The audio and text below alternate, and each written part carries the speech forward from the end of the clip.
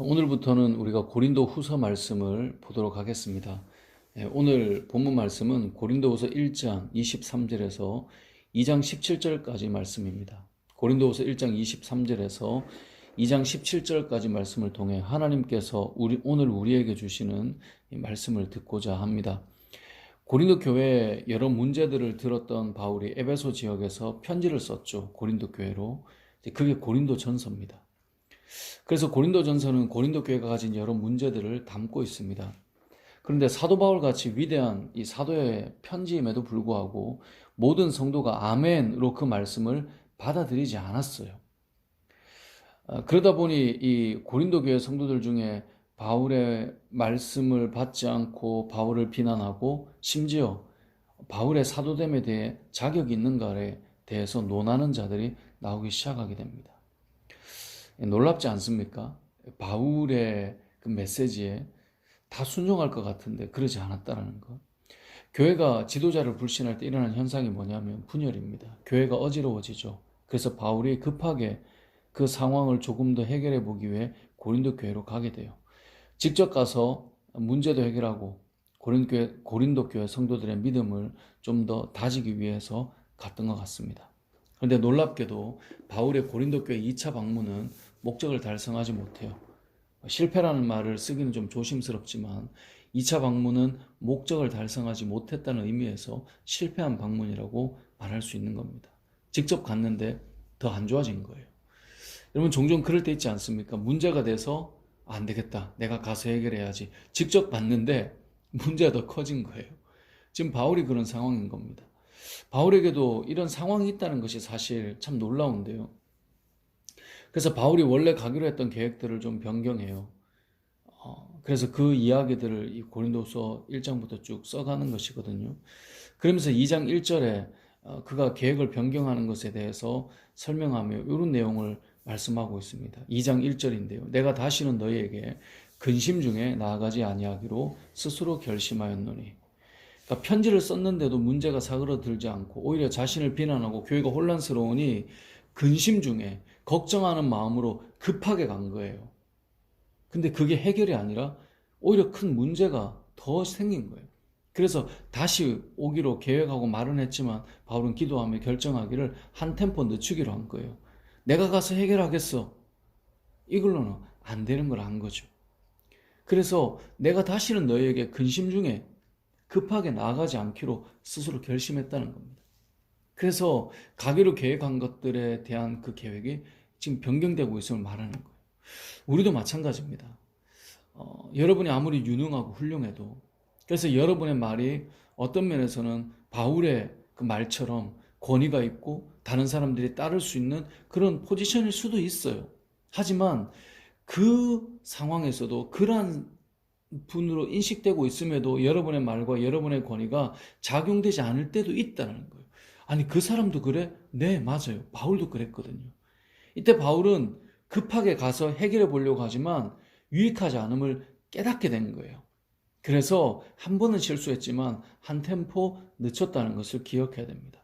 여러분 어떤 때는 한번 기다리고 가야 될 때가 있습니다. 문제를 풀기 위해 걱정이 돼서 그냥 달려가는 것은 지혜가 아닐 수 있는 거예요. 한번 기다리고 오히려 근심 가운데 나가는 것보다 급히 달려가는 것보다 기다리는 것이 문제를 푸는데 더 유익할 수 있다는 것입니다. 바울이 오늘 본문에서 또 하나의 권면을 하는데 그것은 본인이 가지는 않았지만 교회 안에 있는 범죄한 형제들 또는 근심하게 하는 자들을 용서하자는 겁니다. 그래서 7절은 이렇게 말씀합니다. 그런즉 너희는 차라리 그를 용서하고 위로할 것이니 그가 너무 많은 근심에 잠길까 두려워하노라. 하나님 앞에 범죄하고 다툼과 분쟁을 일으키는 자에 대해서 용서하고 위로할 필요가 있다는 것입니다. 교회는 용서가 필요한 것입니다. 이 용서를 8절에서는 사랑이라고 말씀하고 있습니다. 우리에게는 1차적으로는 다툼과 분쟁이 없는 게 우선이겠지만 바울 같은 분도 그렇게 될 수 있다는 것을 우리가 먼저 기억한다면 우리에게도 다툼과 분쟁이 일어날 수 있는데 그럴 때 우리에게 필요한 것은 용서라는 사실을 꼭 기억해야 됩니다. 그러한 때 용서할 수 있는가? 그러한 때에 오히려 그들을 위로할 수 있는가? 그것이 필요하다는 거예요. 바울은 자신이 왜 고린도 교회로 갈 계획이 변경되었는지를 이제 1장부터 쭉 설명하고 2장 12절부터 본격적으로 이 말씀의 내용들을 기록하는데요. 이렇게 용서에 대한 이야기를 한 다음에 오늘 본문 말씀은 15절에 우리들이 그리스도의 향기가 되어야 된다라고 말씀합니다. 우리가 그리스도의 향기라고 고백하는 거죠. 복음을 전하는 사람들, 즉 모든 성도들은 향기가 나야 합니다. 그리스도의 향기입니다. 이 그리스도의 향기를 당시 로마 시대에 전쟁에 승리하고 돌아오는 이 개선 행렬 가운데 퍼지는 향기로 설명을 하죠. 그 향이 나면 개선 장군의 행렬인 거예요.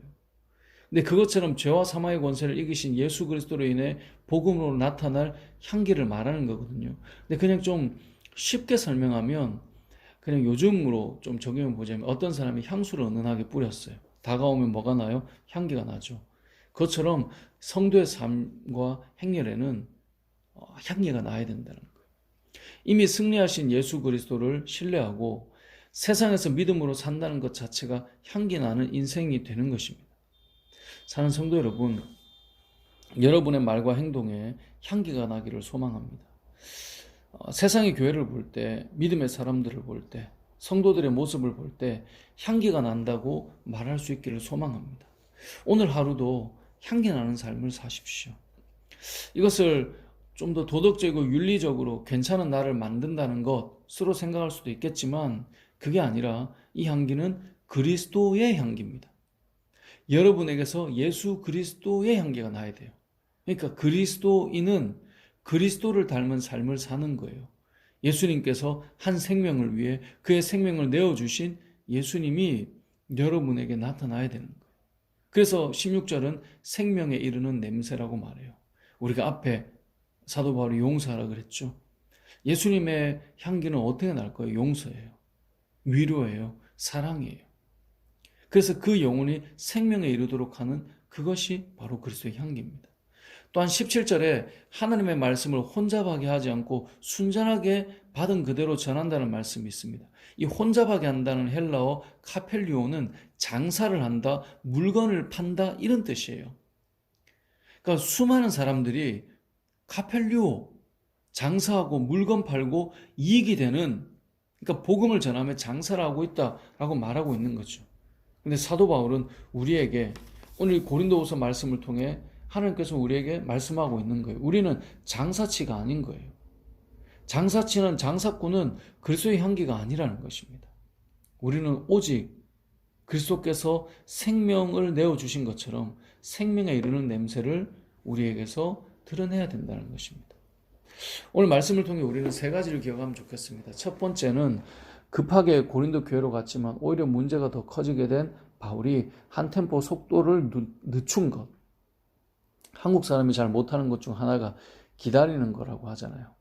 근심이 된다고, 걱정이 된다고 무작정 달려나갔다가 실패한 바울의 고백을 우리는 기억해야 합니다. 두 번째는 근심하게 한 자들을 용서하고 위로해 주는 것. 그것이 진정한 사랑이라는 것입니다. 여러분의 삶의 영역 속에 근심하게 하고 또 힘겹게 만드는 사람들을 여러분 용서하고 오히려 위로해 주고 그 진정한 사랑을 나타내시길 바랍니다. 그것이 바로 세 번째 우리의 삶에서 나타나는 그리스도의 향기입니다. 생명을 위해 이 땅에 오셨던 예수님처럼 우리의 삶에 영혼을 향한 예수 그리스도의 모습이 나타나는 여러분의 오늘 하루가 되시길 주님의 이름으로 축복합니다.